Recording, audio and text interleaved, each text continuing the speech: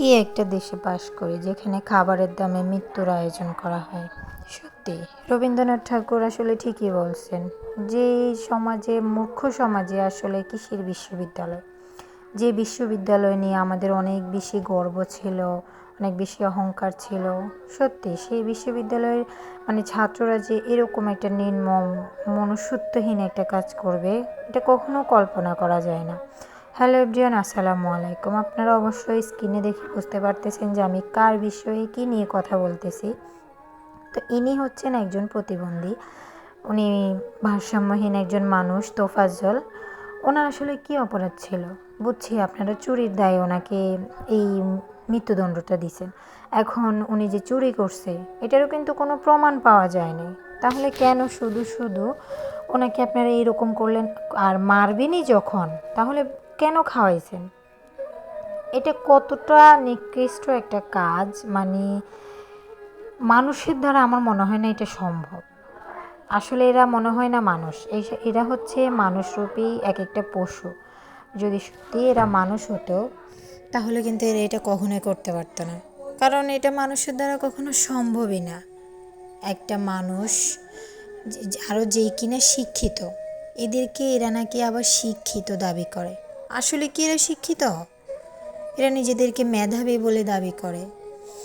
ভাই তোরা মেধাবী, শিক্ষার মূল জিনিসটাই তোরা জানোস না।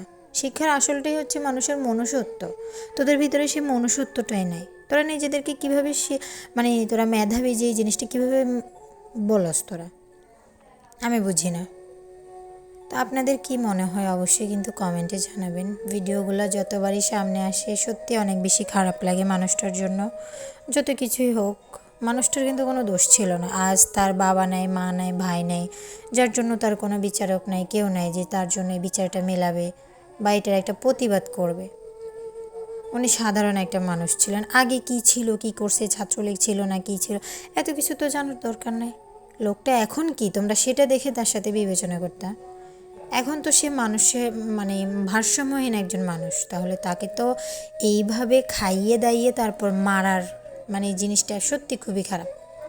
শরীরের লোম দাঁড়ায় যায় যখন এই জিনিসগুলো দেখি শুনি, সত্যি খুবই খারাপ লাগে। আমি জানি না এরা কেমন শিক্ষার্থী বা কেমন মেধাবী তারা। এরকম শিক্ষার কোনো মূল্য নাই, 2 টাকার মূল্য নেই এই শিক্ষার দরকার নাই আমাদের সমাজে। বাংলাদেশটা স্বাধীন হওয়ার পর থেকে যা যা শুরু হয়েছে আল্লাহ, তা এতে এখন তো মনে হইতেছে স্বাধীনের আগেই ভালো ছিল। স্বাধীন হয়ে কী লাভ হয়েছে? এটা কি স্বাধীন বাংলাদেশ যে যার যা খুশি তা করতেছে, যার যেভাবে? লোকটা কি বললো, লোকটা নাকি আবেগে মারছে।